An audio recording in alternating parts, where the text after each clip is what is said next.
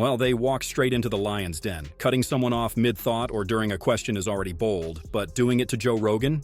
Bad idea. Spoiler alert, it backfires. Joe doesn't exactly take interruptions lightly, especially not on his own turf. From Neil deGrasse Tyson to Steven Crowder, we're diving into some classic moments where guests learned that the hard way. And yes, even Jamie found himself in the crossfire once. Don't forget to subscribe and hit that notification bell for more videos like this. In the distant future, you can just redirect a comet and get all the water you need, but... How far distant is that? The comet's everywhere, dude. We're in a shooting gallery. Yeah, that's not what I asked. Oh. How far away do you think it is before we could redirect how far away in time? Yes. Okay, sorry. Because when ice melts, it takes up lower volume than it was when it became ice. And that's why pipes break. I thought pipes break just because the water expands. Yeah, I just described that in the opposite direction. Oh, so because as it freezes it, but I didn't know it gets larger. That's what expansion means. What's with your vocabulary here? Whatever is your concept, the discoveries of astrophysicists bring you closer to it. I get your perspective. Let me be the opposing view. They feel... No, I'm not trying to... No, I know you're not. This is just information. Okay. This is information, and I walk out of the room. Believe it or not, this wasn't Neil's first rodeo on the show, so you'd think he'd know the flow by now. But nope. His trademark habit of steamrolling the conversation was in full force. Yes, his scientific takes are intriguing, no doubt, but there's a limit to how much airtime one guy can hog, especially when he's cutting in every 5 seconds like he's on a deadline. Joe's patience, wearing thin, and the vibe getting more uncomfortable by the minute. I think the real problem, too, is I think it's if you value mountain climbing... That's the thing about By the way, water. every glass... Do you see this? People's pee is in it. That's correct. How much of a... By the way, all the glaciers society... are fresh water. Here's something that no one talks about. When the glaciers melt, where does the water go? Where does it go? Just tell me. You know the answer. Just into the ocean? Back in the ocean. Oh. That's the map of dark matter in the universe. A three-dimensional map. I've tried to give that a shot. Yes. No, we don't know what it is, so don't worry about it if you don't understand it. Yeah, but it's too goddamn confusing for me. No, it's not confusing at all. It's not. It's something out there that has 85% of the gravity of the universe, and we don't know what the hell it is. That's not confusing? It's not confusing. It's If you don't know what the hell it is, it's confusing by nature. When I've talked to other astrophysicists and scientists... Wait, let me ask. Are these conversations supposed to have a theme or a purpose? Or is it just you sit there and just whatever comes to your head, you send my way? You and me? Yeah. Well, clearly, it's just whatever comes to my head. Okay, I don't know. That is, if Joe even gets a chance to say what's on his mind. The comment section went savage on this episode.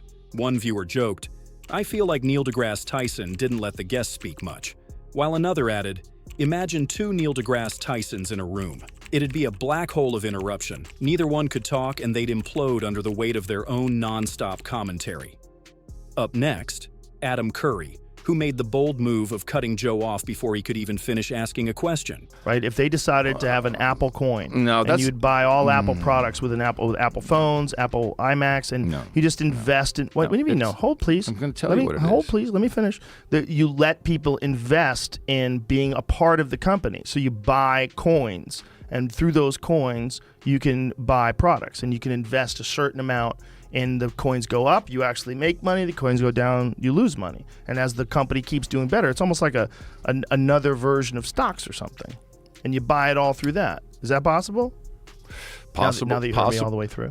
Sorry, Is that possible? it's a very bad habit No, I have. that's okay. You're just excited to I'm talk. a fucking know-it-all. I'm very excited you're smart. about it. You're excited to talk. If you're not familiar with the guy, he's literally the original podcaster. Some even call him the Podfather.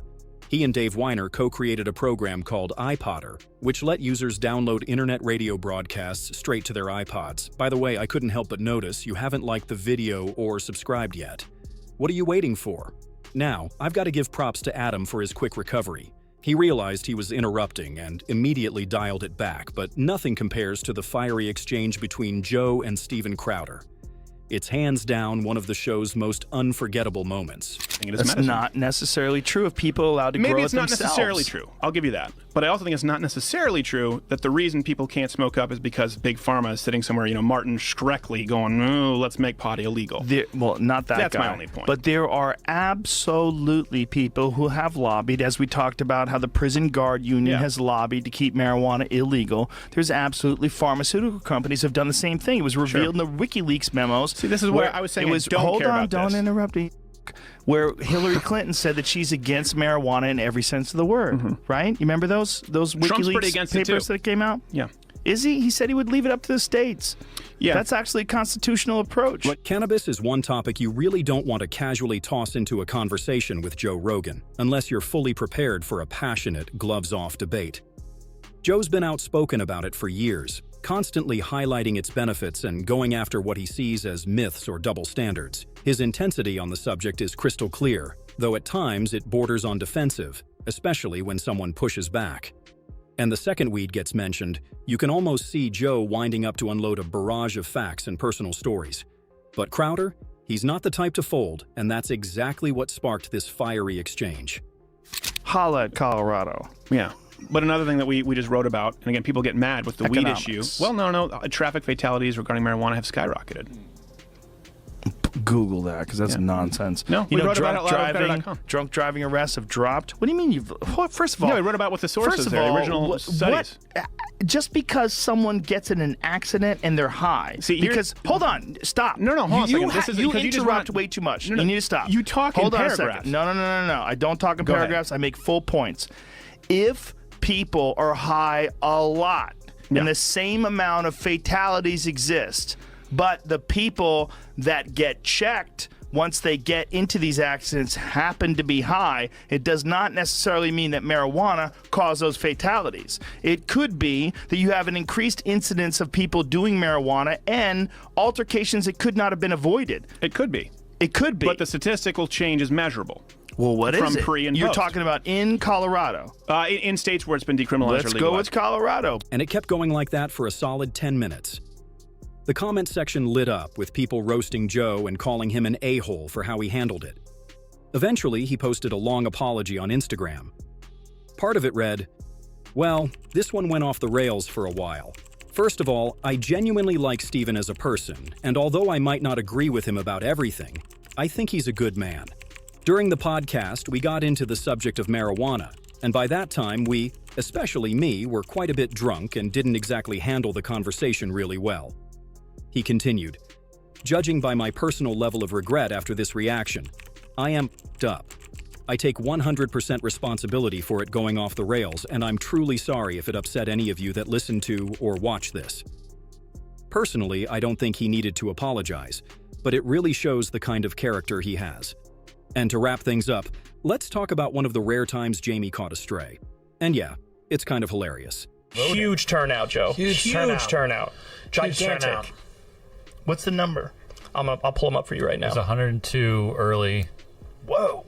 I didn't vote because I thought too many people were voting. Get this. Isn't the early vote more than all of the vote from No, it was some years? Yes, some that's what I was years, going to say. For Texas How about specifically. you let him answer since he's the f***ing expert? You're looking at me. Jamie's like, no. For Texas specifically, yes. Texas passed the total number of votes in their pre-voting. This one's from the End of the World #2 episode, which dropped just a day before the 2020 elections. And honestly, Joe should never forget. Jamie had an A in physics and always laughed at his jokes when nobody else did. So yeah, put some respect on my guy's name. But hey, I'd love to hear what you think, so let's get the conversation going in the comments below. And if you want your friends to relive these epic moments, don't forget to share the video with them. Thanks a ton for watching, and I'll catch you in the next one.